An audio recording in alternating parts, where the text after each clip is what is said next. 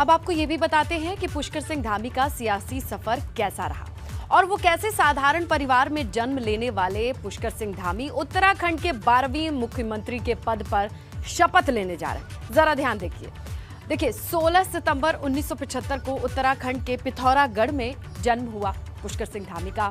RSS के प्रशिक्षित स्वयं सेवक रहे हैं। संघ के साथ धामी का जो गहरा जुड़ाव है वो देखा जा रहा है। आरएसएस के अलावा अवध प्रांत के कार्यकर्ता भी रहे हैं। लखनऊ यूनिवर्सिटी से इनकी पढ़ाई हुई है और इस दौरान उन्होंने अच्छी जिम्मेदारी भी निभाई थी। लखनऊ यूनिवर्सिटी से पोस्ट ग्रेजुएशन किया है धामी ने, बीए पास किया। एलएलबी और डीपीए की डिग्री भी धामी के पास है। 10 साल तक पुष्कर सिंह धामी भाजपा छात्र संगठन एबीवीपी से जुड़े रहे। वहां पे राजनीति की पाठशाला में उन्होंने जिस तरीके से कदम रखा तो 2 बार लगातार उत्तराखंड बीजेवाईएम यानी भारतीय जनता युवा मोर्चा के वो अध्यक्ष भी रहे हैं। 2012 में पहली बार खटीमा से भाजपा के वो विधायक बने और 2017 में वो दूसरी बार विधायक चुने गए खटीमा से ही। फिर तारीख आती है क्या 4 जुलाई 2021।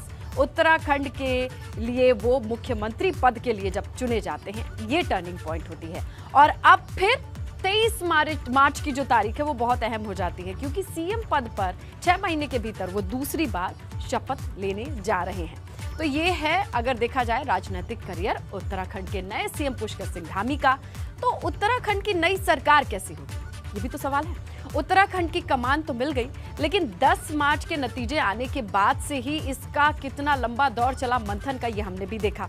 देहरादून से दिल्ली तक भाजपा के तमाम बड़े नेता इस बात को लेकर पशुपेश में थे कि आखिर किस नेता के हाथों में उत्तराखंड की बागडोर को सौंपा जाए, जिसके बाद आखिरकार आज ऐलान हो ही गया कि आगे भी उत्तराखंड की कमान पुष्कर सिंह के हाथों में ही रहेगी। और वहीं अब आपको सिलसिलेवार ढंग से ये भी हम बता देते हैं कि उत्तराखंड के सीएम के चेहरे पर आखिरी मुहर लगने से पहले क्या कुछ हुआ, क्या घटनाक्रम थे और क्यों भाजपा आला कमान ने धामी पर भरोसा जताया।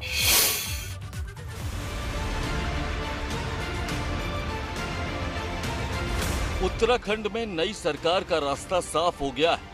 भाजपा विधायक दल की बैठक के बाद अब वो फॉर्मूला भी सामने आ चुका है जिसके तहत भाजपा आला कमान ने उत्तराखंड की नई सरकार के गठन का पूरा खाका खींचा था। पुष्कर सिंह धामी के तौर पर सीएम के नाम के ऐलान के साथ ही साफ हो गया है कि इस बार भाजपा उत्तराखंड में किस तरह से सरकार चलाने जा रही है। हालांकि सीएम और सरकार को लेकर भाजपा ने जो फैसला लिया है उसके लिए भाजपा में मैराथन बैठकों का दौर चला। पहले आपको ये बताते हैं कि उत्तराखंड में सरकार का खाका किन नेताओं ने खींचा था। खुद पीएम मोदी उत्तराखंड की सरकार के गठन पर नजर रखे हुए थे। गृह मंत्री अमित शाह ने उत्तराखंड में सरकार के लिए लगातार मंथन किया। उत्तराखंड के बड़े नेताओं से नई सरकार को लेकर फीडबैक लिया गया। भाजपा अध्यक्ष जेपी नड्डा उत्तराखंड को लेकर लगातार बैठकें करते रहे। भाजपा राष्ट्रीय महामंत्री बीएल संतोष उत्तराखंड पर फीडबैक लेते रहे। उत्तराखंड भाजपा पर्यवेक्षक राजनाथ सिंह हालात पर नजर बनाए हुए थे। साफ है कि उत्तराखंड में सरकार के गठन और सीएम के चेहरे के ऐलान में जो देरी हुई उसके पीछे भाजपा की सधी हुई रणनीति थी।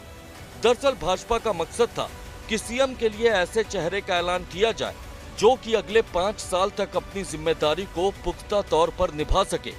पिछली भाजपा सरकार में 3 सीएम बनाने को लेकर भाजपा को फजीहत भी झेलनी पड़ी थी। ऐसे में भाजपा उत्तराखंड के लिए ऐसा फार्मूला लागू करना चाहती थी जो अगले 5 साल तक कारगर ढंग से काम कर सके और उत्तराखंड के विकास में अपना अहम किरदार निभा सके। यही वजह है कि पहाड़ की सरकार के लिए देहरादून से दिल्ली तक मैराथन बैठकों का दौर चला।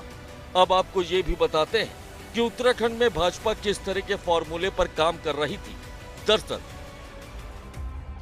भाजपा की प्राथमिकता थी कि उत्तराखंड में क्षेत्रीय और जातिगत संतुलन को बरकरार रखा जाए। कुमाऊं से भाजपा सांसद अजय भट्ट को केंद्रीय राज्य मंत्री बनाया जा चुका था। अजय भट्ट उत्तराखंड में भाजपा का बड़ा ब्राह्मण चेहरा है। ऐसे में भाजपा ने सीएम के लिए ठाकुर चेहरे पर अपनी मुहर लगाई और पुष्कर सिंह धामी को सीएम बनाने का फैसला लिया गया।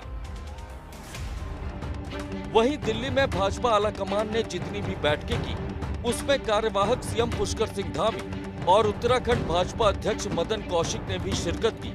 साथ ही पूर्व सीएम त्रिवेंद्र सिंह रावत से भी भाजपा ने उत्तराखंड की नई सरकार को लेकर फीडबैक लिया। भाजपा की इन कोशिशों से साफ था कि भाजपा उत्तराखंड की नई सरकार के गठन में किसी तरह की गड़बड़ी नहीं चाहती थी और इसी के मद्देनजर हर उस नेता से फीडबैक लिया गया जो उत्तराखंड की सियासत में असर रखता हो और इसके बाद तय हुआ कि पुष्कर सिंह धामी को फिर से उत्तराखंड की कमान सौंप दी जाए। फिलहाल पुष्कर सिंह धामी 23 मार्च को उत्तराखंड के नए सीएम के तौर पर शपथ लेने जा रहे हैं। देहरादून के परेड ग्राउंड पर शपथ ग्रहण की तैयारी जोर शोर के साथ की जा रही है। हालांकि अपने दूसरे कार्यकाल में पुष्कर सिंह धामी के लिए चुनौतियां भी कम नहीं रहने वाली हैं, क्योंकि उन पर जो भरोसा भाजपा आलाकमान ने जताया है उस पर खरा उतरने के लिए पुष्कर सिंह धामी को इस बार भी कड़ी मशक्कत करनी होगी।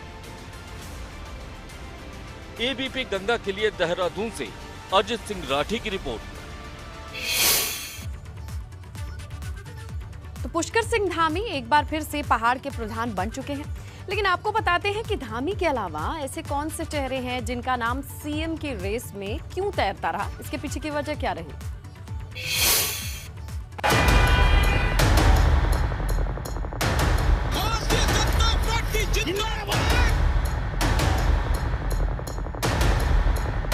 पहाड़ के पावर सेंटर का मुखिया कौन बनेगा, इस सवाल के जवाब में देवभूमि के सियासी फिजाओं में कई नाम तैरते रहे।